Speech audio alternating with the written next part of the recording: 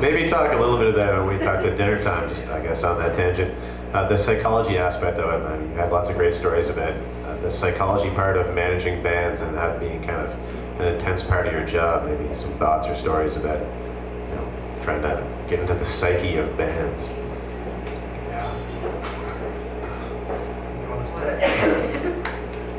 How do I try to get into How do you do it? Some examples, some thoughts. I've got a degree in psychology. I don't know if that counts. Well, I guess it depends. Like, I run a really boutique, small kind of a management company. I've never ever worked with more than 3 artists in my entire career. And so for me, it's my life, and so the money is totally secondary. I never ever think, wow, how much money am I going to make representing this artist? The first thing for me I assess is, do we have a connection? Do we have an energy, a vibe?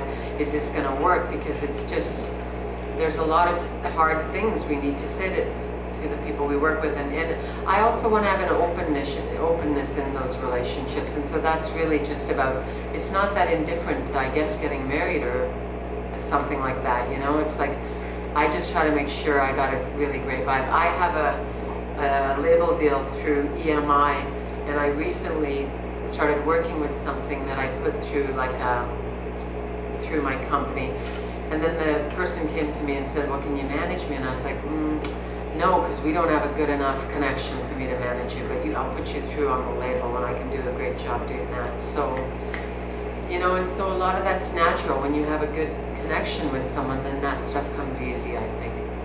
Is that? Yeah, well, in case of managing an act, for instance, you have a band of 5 people. Half the day, again, it depends on the cycle.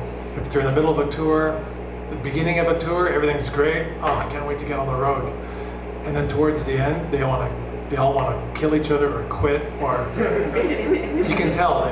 One guy will phone, so and so he's been drinking a lot lately. Maybe you should come out to one of the shows. So, what's going on? And in the case of one of our bands, we toured for 2 years just recently, just on the strength of one big single. And they had enough. And then we got an offer to go tour Europe with Kid Rock as main support. And like, you know what, okay, it's a good opportunity. The band just didn't want to go. They're just sick of touring. You get to a point where you can't even see that something really good has landed on your lap because you're just so frustrated and just so tired of being in the same bus with the same 5 smelly people. It's like you've had enough. But one thing we did was a great move, and I'm going to do it again, is we sent the band there, but we hired a brand new crew based out of the UK. So 3 guys who would work together before. So the band gets picked up in the airport, and just 3 new fresh faces. And it was the best tour. They said, this is the best tour we've ever had, because it just changed the chemistry enough that it made the next month tolerable. Otherwise, I'm sure that the singer would have had strep throat or something and made up some excuse on just coming home. So a lot of times and that was a lucky break that we came up with that idea, but a lot of times you're talking them off a ledge, the single's not happening, or the label wants to remix a song and edit, take out this middle section, like, no way, I'm not ever doing that, fuck them, they don't know, this is my song, and then you gotta okay, and then the president of the label phones you, and you really need to do this, now, and gotta reach these guys, and then at some point, you've gotta convince the band that it's a great move, or you gotta tell the label that it's not gonna happen. I'm sorry, they're gonna live by this decision, but they're not going to do this, and sometimes it costs you record sales, but it buys you 5 more years of credibility. So you got to weigh these types of things. I think your situation is trickier because Rob works with full bands, so it's not just, I generally deal with one artist.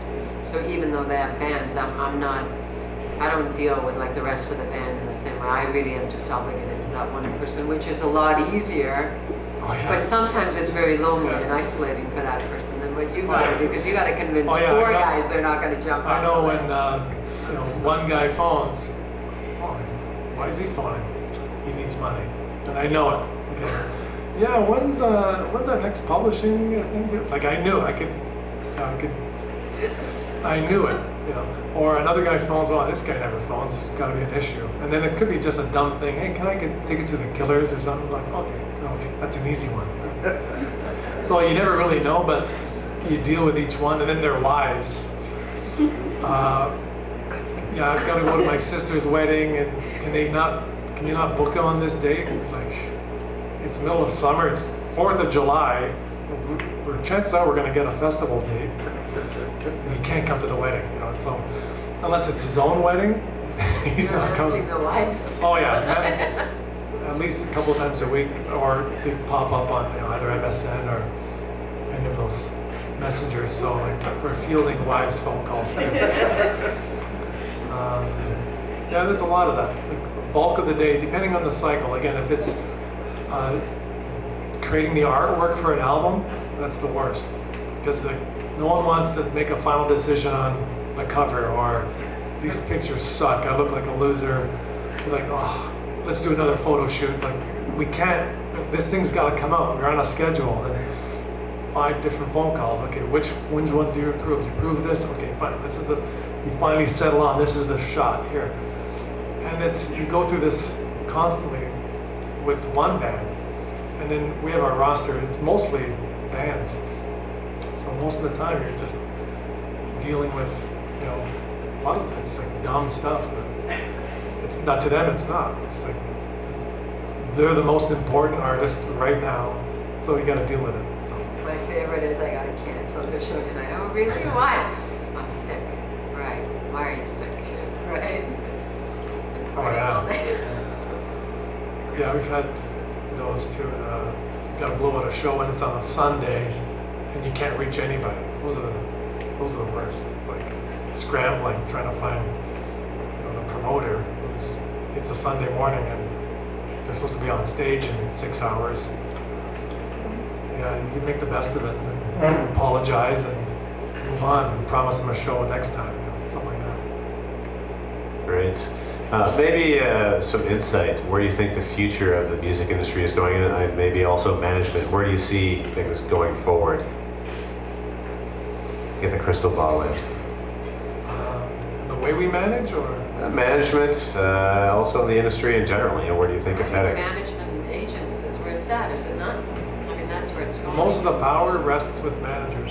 Yeah. We're first in line. After you, the artists in this room, the managers are next. And the labels are dying to get a piece of it. And the labels are finding ways to hire managers, buy management companies, just scrambling because it's that old saying, location, location, location, live, live, live. If you can play live, that's the biggest piece of that, of your success is touring, because from that,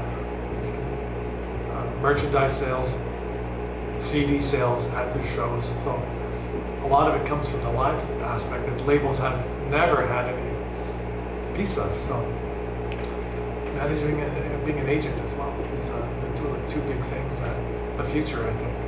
And there's no way to replicate a live performance. If you're truly a great live act, you can't download that, you can't rip it. It's great, that feeling you get when you see someone so special, like, oh, I'm so glad I was there.